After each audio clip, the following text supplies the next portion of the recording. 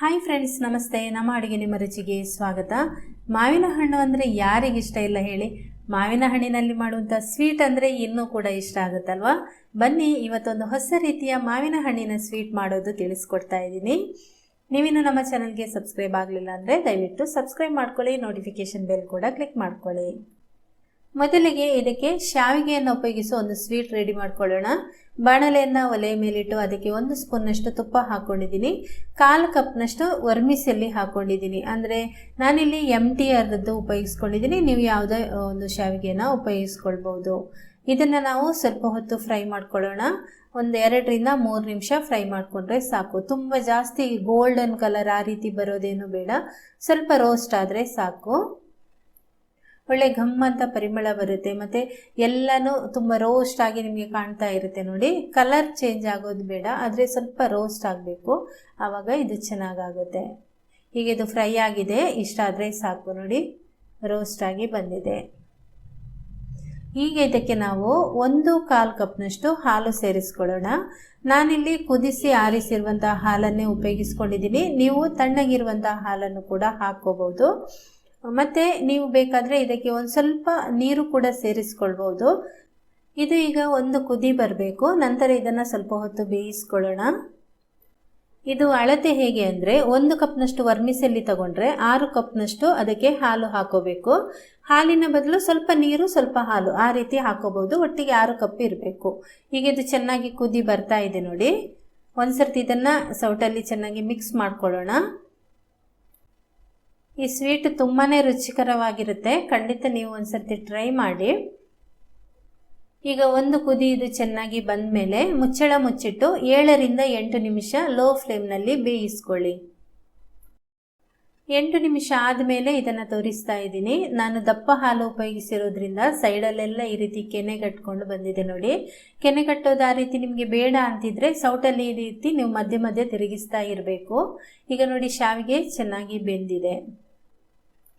ಈಗ ಇದಕ್ಕೆ ಸಕ್ಕರೆ ವರ್ಮಿಸೆಲ್ಲಿ ಹಾಕಿದ ಕಪ್ನಲ್ಲಿ ಅರ್ಧ ಭಾಗದಷ್ಟು ಸಕ್ಕರೆ ಹಾಕ್ಕೊಳ್ತಾ ಇದ್ದೀನಿ ನಾನಿಲ್ಲಿ. ನೀವು ಮತ್ತೆ ಕೂಡ ಸಿಹಿ ನೋಡಿಕೊಂಡು ಬೇಕಾದರೆ ಸಕ್ಕರೆ ಹಾಕ್ಕೋಬಹುದು.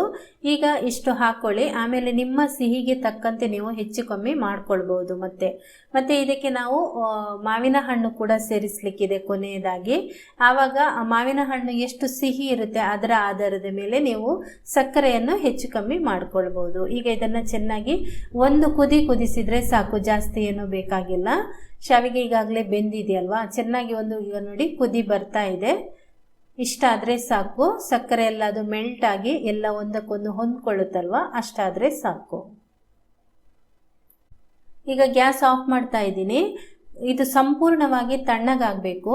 ಇಲ್ಲಿ ನಿಮಗೆ ಸಕ್ಕರೆ ಅಳತೆ ನಾನು ಸ್ಪೂನ್ನಲ್ಲಿ ಹೇಳೋದಾದರೆ 2.5 ಟೇಬಲ್ ಸ್ಪೂನ್ನಷ್ಟು ಹಾಕಿದ್ದೀನಿ.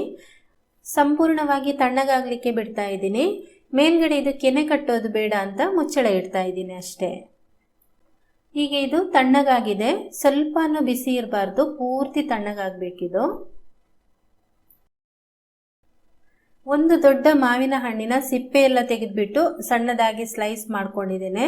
ಚೆನ್ನಾಗಿ ಸಿಹಿ ಇರಬೇಕು, ಸ್ವಲ್ಪನೂ ಹುಳಿ ಇರಬಾರ್ದು. ಒಳ್ಳೆ ಸಿಹಿ ಇರುವಂತಹ ಮಾವಿನ ಹಣ್ಣನ್ನು ಉಪಯೋಗಿಸ್ಕೊಳ್ಳಿ. ಅದರಲ್ಲಿ 1 ಕಪ್ನಷ್ಟು ಮಾವಿನ ಹಣ್ಣನ್ನು ಸಣ್ಣ ಮಿಕ್ಸಿ ಜಾರಿಗೆ ಹಾಕೊಳ್ತಾ ಇದ್ದೀನಿ. ಈಗ ಇದನ್ನು 1-2 ಸುತ್ತು ಗ್ರೈಂಡ್ ಮಾಡ್ಕೊಳ್ಳಿ, ಒಂದು ಸ್ವಲ್ಪ ಪೇಸ್ಟ್ ಮಾಡ್ಕೊಳ್ಳಿ ಸಾಕು. ಮಾವಿನ ಹಣ್ಣಿನ ಪಲ್ಪ್ ನೋಡಿ ರೆಡಿಯಾಗಿದೆ. ಇದನ್ನು ನಾವು ಈ ಶಾವಿಗೆ ಪಾಯಸದ ಜೊತೆಗೆ ಸೇರಿಸ್ಕೊಳ್ಳೋಣ. ನಂತರ ಇದಕ್ಕೆ ಸ್ವಲ್ಪ ಏಲಕ್ಕಿ ಪುಡಿ ಹಾಕೊಳ್ತಾ ಇದ್ದೀನಿ. ಆಮೇಲೆ ಚೆನ್ನಾಗಿ ಇದನ್ನು ಮಿಕ್ಸ್ ಮಾಡ್ಕೊಳ್ಳೋಣ. ಚೆನ್ನಾಗಿ ಎಲ್ಲ ಕಡೆ ಆಗುವಂತೆ ಮಿಕ್ಸ್ ಮಾಡ್ಕೊಳ್ಳಿ.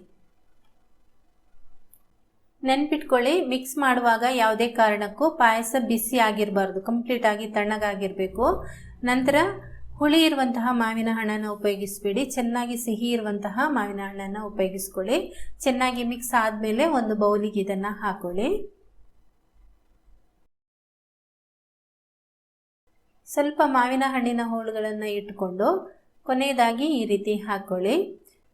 ಇದನ್ನು ನಾವು ಫ್ರಿಜ್ಜಲ್ಲಿಟ್ಟು ಸ್ವಲ್ಪ ಹೊತ್ತಾದಮೇಲೆ ತಿಂದರೆ ತುಂಬಾ ರುಚಿಕರವಾಗಿರುತ್ತೆ.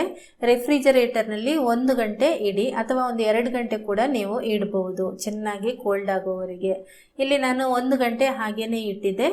ಮೇಲ್ಗಡೆ ಸ್ವಲ್ಪ ಬಾದಾಮಿ ಚೂರು ಮತ್ತು ಸ್ವಲ್ಪ ಪಿಸ್ತಾ ಹಾಕ್ಕೊಂಡಿದ್ದೀನಿ. ನಿಮಗೆ ಯಾವ ಡ್ರೈ ಫ್ರೂಟ್ಸ್ ಬೇಕೋ ಅದನ್ನು ನೀವು ಹಾಕ್ಕೊಳ್ಬೋದು. ತುಂಬ ಅಂದರೆ ತುಂಬ ಚೆನ್ನಾಗಿರುತ್ತೆ. ಚೆನ್ನಾಗಿ ಕೋಲ್ಡ್ ಮಾಡ್ಕೊಂಡು ತಿಂದರೆ ಐಸ್ ಕ್ರೀಮ್ ಥರ ಇರುತ್ತೆ. ಖಂಡಿತ ನೀವು ಇದನ್ನು ಟ್ರೈ ಮಾಡಿ. ಈ ವಿಡಿಯೋ ಇಷ್ಟ ಆಗಿದ್ದರೆ ಒಂದು ಲೈಕ್ ಮಾಡಿ, ಹಾಗೆಯೇ ನಿಮ್ಮ ಪರಿಚಯದವರಿಗೆ ಶೇರ್ ಮಾಡಿ. ಚಾನಲ್ಗೆ ಇನ್ನೂ ಕೂಡ ನೀವು ಸಬ್ಸ್ಕ್ರೈಬ್ ಆಗಲಿಲ್ಲ ಅಂದರೆ ದಯವಿಟ್ಟು ಸಬ್ಸ್ಕ್ರೈಬ್ ಮಾಡ್ಕೊಳ್ಳಿ. ಇಷ್ಟವಾಗಿದ್ದಲ್ಲಿ ಒಂದು ಕಮೆಂಟ್ ಮಾಡಿ. Thank you.